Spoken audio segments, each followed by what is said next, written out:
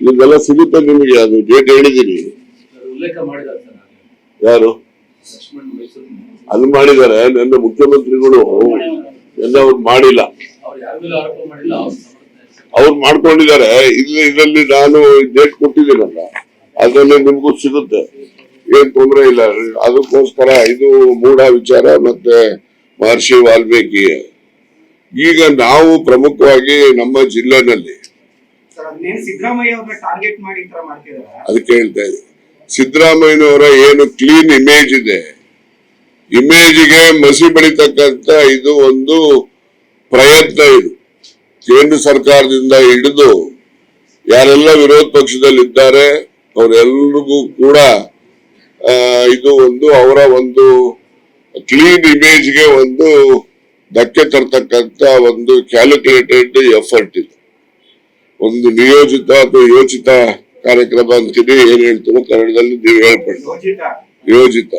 ಪ್ರಾಯೋಜಿತ ಯೋಜಿತ ಇದೊಂದು ಕಾರ್ಯಕ್ರಮವನ್ನ ಮುಖ್ಯಮಂತ್ರಿಗಳು ಸಿದ್ದರಾಮಯ್ಯನವರಿಗೆ ಕೆಟ್ಟಿಸು ತರ್ತಕ್ಕಂಥದ್ದು, ಅವರ ಒಳ್ಳೆ ಹೆಸರಿಗೆ ಮಸಿ ಬಳಿತಕ್ಕಂತ ಪ್ರಯತ್ನ. ಇದನ್ನ ನಾವು ಖಂಡನೆ ಮಾಡ್ಬೇಕಾಗ್ತದೆ ಅಂತಕ್ಕಂಥದ್ದು. ಹಾಗಾಗಿ ಅಂತಿಮವಾಗಿ ನಾನು ಹೇಳಲಿಕ್ಕೆ ಬಯಸೋದು, ಸಿದ್ದರಾಮಯ್ಯನವರು ಒಬ್ಬ ಅಹಿಂದ ವರ್ಗದ ನಾಯಕ ರಾಜ್ಯದಲ್ಲಿ. ಹಿಂದೆ ದೇವರಾಜ ಅರಸರವರಿಂದ ಹಿಡಿದು ಮಧ್ಯೆ ಬಂದಂತಹ ದೇವರಾಜ ಅರಸರ ನಂತರ ಬಂದಂತಹ ಬಂಗಾರಪ್ಪನವರಿರ್ಬೋದು, ಧರ್ಮ್ ಸಿಂಗ್ ಅವರಿರ್ಬೋದು, ಮತ್ತೆ ಈಗ ಸಿದ್ದರಾಮಯ್ಯನವರು ಮುಖ್ಯಮಂತ್ರಿ ಇರ್ಬೋದು. ಹೀಗೆ ಈ ಒಂದು ಹಿಂದುಳಿದ ವರ್ಗಗಳ ನಾಯಕರುಗಳು ಅಧಿಕಾರಕ್ಕೆ ಬಂದಾಗ ಈ ಬಂಗಾರಪ್ಪನವ್ರ ಮೇಲೆ ಯಾವ್ದಪ್ಪ ದೊಡ್ಡ ಆರೋಪ, ಕ್ಲಾಸಿಕ್ ಕಂಪ್ಯೂಟರ್ಸ್ 5 ಕೋಟಿ ರೂಪಾಯಿದು ಕ್ಯಾಬಿನೆಟ್ ಅಪ್ರೂವಲ್ ಇಲ್ಲದೆ ಪರ್ಚೇಸ್ ಮಾಡಿದ್ದಾರೆ ಅಂತಕ್ಕಂಥದ್ದು ದೊಡ್ಡ ಆರೋಪ ಅವ್ರಿಗೆ. ಹೀಗೆ ಸಣ್ಣ ಪುಟ್ಟ ಆರೋಪಗಳನ್ನು ದೊಡ್ಡದಾಗಿ ವೈಭವೀಕರಿಸಿ ಅವರ ಒಂದು ಕಳಂಕದ ಮುಖ್ಯಮಂತ್ರಿಗಳು ಇವರು ಅಂತ ಹೇಳಿ ಅವರುಗಳಿಗೆ ಒಂದು ಹಣೆಪಟ್ಟಿ ಕಟ್ಟಿ ಅವರನ್ನ ಅಧಿಕಾರದಿಂದ ದೂರ ಇಡ್ತಕ್ಕಂಥ ಪ್ರಯತ್ನವನ್ನ ಈ ನಮ್ಮ ರಾಜ್ಯದಲ್ಲಿ ಈ ಮುಂದುವರಿದಂತಹ ಜನರು ಯಾರಿದ್ದಾರೆ ವಿರೋಧ ಪಕ್ಷದಲ್ಲಿರ್ತಕ್ಕಂಥವ್ರು, ಇವರು ಇದನ್ನ ನಡೆಸ್ತಕ್ಕಂಥ ಇತಿಹಾಸ ಇದೆ. ಈಗಲೂ ಅದೇ ಕೆಲಸವನ್ನ ಇಲ್ಲಿ ನಮ್ಮ ಏನು ಈಗಿನ ಮುಖ್ಯಮಂತ್ರಿಗಳಾಗಿರ್ತಕ್ಕಂಥ ಅಹಿಂದ ವರ್ಗದ ನೇತಾರ ಇವರು ಏನು ಮುಖ್ಯಮಂತ್ರಿ ಸಿದ್ದರಾಮಯ್ಯನವರನ್ನ ಏನು ಟಾರ್ಗೆಟ್ ಮಾಡಿ ಅವರು ಹೀನವಾಗಿ ಮಾತಾಡ್ತಾರೆ, ಅದು ಸಿದ್ದರಾಮಯ್ಯನವ್ರಿಗಲ್ಲ, ರಾಜ್ಯದಲ್ಲಿರ್ತಕ್ಕಂಥ ಅಹಿಂದ ವರ್ಗಗಳ ವಿರುದ್ಧ ಮಾಡ್ತಕ್ಕಂಥ ಒಂದು ಹೀನ ಕೃತ್ಯ ಅಂತ ಹೇಳಿ ನಾವು ಭಾವಿಸ್ಕೋಬಹುದು.